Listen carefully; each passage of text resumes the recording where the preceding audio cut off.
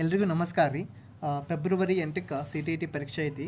So ಈಗ ನಾನು ನಿಮ್ಗೊಂದು ವಿಷಯ ಹೇಳಕ್ಕೆ ಹೊಂಟೀನಿ. ಏನಪ್ಪ ಅಂತಂದ್ರೆ, ಈಗ CTET ಅವರು ನಮ್ಗೆ ಏನು ಮಾಡ್ತಾರೆ, ಪರೀಕ್ಷೆನ ಕಂಡಕ್ಟ್ ಮಾಡ್ತಾರೆ. ಅದ್ರೊಳಗಡೆ ಈ ಲ್ಯಾಂಗ್ವೇಜ್ 1 ನೋಡಿರಿ, ಲ್ಯಾಂಗ್ವೇಜ್ 1 ಇಂಗ್ಲೀಷ್ ತೊಗೊಂಡಿರ್ತಾರಲ್ಲ, ಅದೇ ಸೇಮ್ ಪ್ರಶ್ನೆಗಳು ಹೆಂಗಾಗಿರ್ತಾವೆ ಅಂದ್ರೆ ಭಾಷಾಂತರ ಆಗಿರ್ತಾವೆ, ಕನ್ನಡಕ್ಕೆ ಭಾಷಾಂತರ ಆಗಿರ್ತಾವೆ. ನಿಮಗೆ ನಾನು ಕೆಲವೊಂದಿಷ್ಟು ಉದಾಹರಣೆಗಳ ಮುಖಾಂತರ ಹೇಳ್ತೀನಿ. ನೀವು ಸ್ವಲ್ಪ ಸಮಯ ಕೊಟ್ಟು ತಾಳ್ಮೆಯಿಂದ ಕೇಳಿದ್ರೆ ನಿಮಗೆ ಗೊತ್ತಾಗುತ್ತೆ. ಈಗ ಒಂದು 91ನೇ ಪ್ರಶ್ನೆ ನೋಡ್ರಿ. ಈಗ teacher divided learners into the groups ಅಂತ ಇದೆ. 1ನೇ ಪ್ರಶ್ನೆ ನೋಡ್ರಿ, ಅದನ್ನು ಸರಿಯಾಗಿ ನೀವು ಓದ್ರಿ. ಅದೇ ಪ್ರಶ್ನೆಯನ್ನು ಹೆಂಗೆ ಟ್ರಾನ್ಸ್ಲೇಟ್ ಮಾಡ್ಯಾರಪ್ಪ ಅಂತ ನೋಡ್ರಿ. ಈಗ 91ನೇ ಪ್ರಶ್ನೆ ನೋಡ್ರಿ. ಇದನ್ನು teacher divided learners into the groups and ask them to do the quiz about elephants before reading a story about them ಅಂತಿದೆ. The objective of the teacher is ಅಂತಿದೆ. ಸೊ ಇದ್ರದ್ದು ಮುಖ್ಯವಾದಂತಹ ಪ್ರಶ್ನೆ 91ನೇ ಪ್ರಶ್ನೆ ಇದು. ಯಾವುದು? ಲ್ಯಾಂಗ್ವೇಜ್ 1 ಒಳಗೆ ಇಂಗ್ಲೀಷ್ ಒಳಗೆ ಕೇಳಿದ್ದಾರೆ. ಇದೇ ಸೇಮ್ ಪ್ರಶ್ನೆಯನ್ನು ಹೆಂಗೆ ಭಾಷಾಂತರ ಮಾಡ್ಯಾರ ನೋಡ್ರಿ. ಇದು ಭಾಷೆ 1 ಕನ್ನಡ, ಓಕೆನಾ? ಇದು ಓಕೆ, ಅಲ್ಲಿ ಲ್ಯಾಂಗ್ವೇಜ್ 1 ಕನ್ನಡ ಇತ್ತು. ಈಗ ನೋಡ್ರಿ, ಅದೇ ಪ್ರಶ್ನೆನ ಹೆಂಗೆ ಟ್ರಾನ್ಸ್ಲೇಟ್ ಮಾಡ್ಯಾರ ಇದನ್ನು ನಿಮ್ಗೆ ನಾನು ಇನ್ನೊಂದು ಸಲ ಓದಿ ಹೇಳ್ತೀನಿ ಕನ್ನಡದಾಗ. ಅಂದರೆ ಭಾಷಾಂತರ ಮಾಡೋದ್ರಿಂದ ಏನಾಗ್ತದೆ, ಪ್ರಶ್ನೆಗಳು ಸರಿಯಾಗಿ ಅರ್ಥ ಆಗೋದಿಲ್ಲರಿ.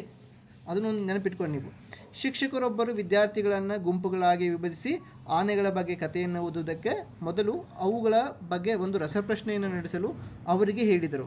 ಶಿಕ್ಷಕರ ಉದ್ದೇಶವೆಂದರೆ, ಇಲ್ಲಿ ಶಿಕ್ಷಕರ ಉದ್ದೇಶನಪ್ಪ ಅಥವಾ ಒಂದು ರಸಪ್ರಶ್ನೆ ಏನು ನೋಡ್ರಿ. ಈ ಪ್ರಶ್ನೆ ಏನಂದರೆ, ಭಾಷಾಂತರ ಮಾಡಿದ್ಮೇಲೆ ಆ ಇರುವಂಥ ಏನು ಒಳಾರ್ಥ ಇರ್ತದೆ ಅಥವಾ ಮುಖ್ಯ ಅರ್ಥ ಇರ್ತದಲ್ಲ, ಅದು ಹಾರಿ ಹೋಗ್ಬಿಡ್ತೈತಿ ಗಾಳಿ ಒಳಗಡೆ. ಹಂಗೆ ಕೆಲವೊಂದು ಪ್ರಶ್ನೆಗಳಾಗ್ಯಾವ. ಇನ್ನೊಂದು ಪ್ರಶ್ನೆ ನಿಮಗೆ ನಾನು ಓದಿ ಹೇಳ್ತೀನಿ. ಆ ಪ್ರಶ್ನೆಯನ್ನು ಓದಿದ್ರೆ ನಿಮ್ಗೆ ಸುಮ್ಮನೆ ಇಂಗ್ಲೀಷ್ನಾಗ ಓದೋದು ಚಲೋಪ್ಪ ಅಂತ ನಿಮ್ಗೆ ಮನಸ್ಸಿಗೆ ಅಷ್ಟು ಬೇಜಾರಾಗ್ಬಿಡ್ತೈತಿ. ಇನ್ನೊಂದು ಪ್ರಶ್ನೆ ನೋಡ್ತೀವಿ. ಅಂದರೆ ಸ್ಟೂಡೆಂಟ್ಸ್, ಈಗ 93ನೇ ಪ್ರಶ್ನೆ ನೋಡ್ರಿ. ಇದು 93ನೇ ಪ್ರಶ್ನೆ, ಓಕೆನಾ? ನಿಮ್ಗೆ ಆಮೇಲೆ ಕನ್ನಡದಾಗ ತೋರಿಸ್ತೇನೆ. When students brain storm the ideas, organise, draft, edit, revise their work, which skill does this process reflect ಅಂತ ಹೇಳ್ಯಾರ. ಅಂದರೆ ಯಾವಾಗ ವಿದ್ಯಾರ್ಥಿಗಳನ್ನು ನಾವು ಬ್ರೈನ್ ಸ್ಟಾರ್ಮ್ ಮಾಡಿ ಐಡಿಯಾಸ್ಗಳನ್ನು ಪಡ್ಕೊಳ್ತೀವಿ, ಮತ್ತು ಅದ್ರ ಜೊತೆಗೆ ಆರ್ಗನೈಸ್ ಮಾಡಿ ಒಂದು ಡ್ರಾಫ್ಟನ್ನು ಮಾಡ್ತೀವಿ, ಆಮೇಲೆ ಎಡಿಟ್ ಮಾಡ್ತೀವಿ, ಮತ್ತು ಅದ್ರ ಜೊತೆಗೆ ರಿವೈಸ್ ಮಾಡಿ ಒಂದು ವರ್ಕಿಗೆ ತೊಗೊಂಬರ್ತೀವಲ್ಲ, ಇದು ಯಾವ ಸ್ಕಿಲ್ಲಿಗೆ ಸಂಬಂಧಪಟ್ಟಿದೆ ಅಂತ. ಓಕೆ, ಸೊ LSRWಗೆ ಒಂದು ಸ್ಕಿಲ್ ಸಂಬಂಧಪಟ್ಟಿದೆ. ಇದೇ 93ನೇ ಪ್ರಶ್ನೆಯನ್ನು ಹೆಂಗೆ ಭಾಷಾಂತರ ಮಾಡ್ಯಾರ ನೋಡ್ರಿ ಅವರು.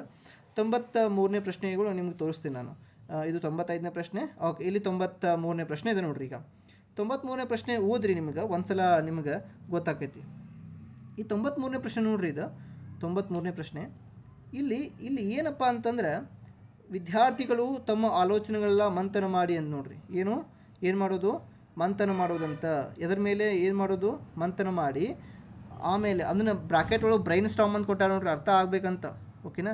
ತಮ್ಮ ಕೆಲಸವನ್ನು ವ್ಯವಸ್ಥಿತವಾಗಿ ಜೋಡಿಸಿ, ಕರಡಚ್ಚು ಮಾಡಿ, ಸಂಕಲಿಸಿ, ಪರಸ್ಕರಿಸಿದಾಗ ಆ ಕೌಶಲ್ಯತೆಯು ಈ ಕೆಳಕಂಡ ಪ್ರಕ್ರಿಯೆಯನ್ನು ಸೂಚಿಸ್ತದೆ ಅಂತ ನೋಡ್ರಿ.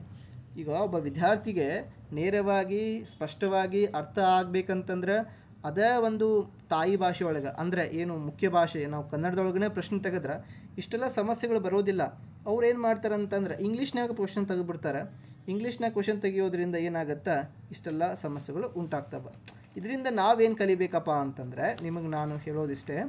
ಈಗ ಇಲ್ಲಿ ನೋಡ್ರಿ, ಈಗ ಏನದು ಲ್ಯಾಂಗ್ವೇಜ್ 1 ಇಂಗ್ಲೀಷ್ ಏನಿರ್ತದಲ್ಲ, ಈ ಲ್ಯಾಂಗ್ವೇಜ್ 1 ಇಂಗ್ಲೀಷ್ ಏನಿದೆ, ಇದೇ ಪ್ರಶ್ನೆಗಳು ಏನಾಗಿರ್ತಾವೆ, ಲ್ಯಾಂಗ್ವೇಜ್ 1 ಕನ್ನಡಕ್ಕೆ ಭಾಷಾಂತರ ಆಗಿರ್ತಾವೆ. ಪೆಡಗಾಗಿ ಬಗ್ಗೆ ಅಷ್ಟೇ ಹೇಳತ್ತಿರೋದು ನಾನು. ಪೆಡಗಾಗಿ ಬಗ್ಗೆ ಅಷ್ಟೇ ಹೇಳತ್ತಿರೋದು, ನೆನಪಿಟ್ಕೋರಿ. ಅಂದರೆ ಬೋಧನಾಶಾಸ್ತ್ರ ಪ್ರಶ್ನೆಗಳು. ಇನ್ನು ಏನು ಲ್ಯಾಂಗ್ವೇಜ್ 2 ಇಂಗ್ಲೀಷ್ ಏನಿರ್ತದಲ್ಲ, ಏನು ಲ್ಯಾಂಗ್ವೇಜ್ 2 ಇಂಗ್ಲೀಷ್, ಆ ಪ್ರಶ್ನೆಗಳು ಏನಿರ್ತಾವಲ್ಲ, ಅವು ಏನಾಗಿರ್ತಾವಂತಂದರೆ ಲ್ಯಾಂಗ್ವೇಜ್ 2 ಕನ್ನಡಕ್ಕೆ ಭಾಷಾಂತರ ಆಗಿರ್ತಾವೆ. ಅಂದರೆ ಬೋಧನಾಶಾಸ್ತ್ರದ ಪ್ರಶ್ನೆಗಳು ಭಾಷಾಂತರ ಆಗಿರ್ತವೆ. ಸೊ ಇವುಗಳನ್ನು ನೀವೇನು ಮಾಡಬೇಕು, ಕಿವಿಯೊಳಗೆ ಹಾಕೊಂಡು ಅದನ್ನು ನೀಟಾಗಿ ಓದುವಾಗ ನೆನಪಿಟ್ಕೊಂಡು ಓದಬೇಕು ಅಂತ. ಸೊ ನೀವು ಏನು ಮಾಡಬೇಕು ಅಂತಂದ್ರೆ, ಪ್ರಶ್ನೆಗಳು ನೋಡ್ರಿ, ಈಗ ಸಣ್ಣ ಪ್ರಶ್ನೆಗಳು ಏನು ಕೇಳಂಗಿಲ್ಲ ಅವರು. ಒಂದು ಪ್ರಶ್ನೆ ಓದಿ ಅದನ್ನು ಅರ್ಥ ಮಾಡ್ಕೋಬೇಕಂತಂದ್ರೆ ತಾಯಿ ಭಾಷೆ ಒಳಗಡೆ, ಅಂದರೆ ನೇರವಾಗಿ ನಮ್ಮ ಒಂದು ಮಾತೃಭಾಷೆ ಒಳಗಡೆ ಪ್ರಶ್ನೆ ತೆಗೆದಾಗ ಅರ್ಥ ಆಗೋದಿಲ್ಲ. ಇನ್ನು ಭಾಷಾಂತರ ಮಾಡಿದಾಗ ಅರ್ಥ ಅಂತಲೇ ಜಲ್ದಿ ಆಗಂಗಿಲ್ಲ, ಆಗುತ್ತೆ, ಸ್ವಲ್ಪ ಲೇಟ್ ಆಗುತ್ತೆ.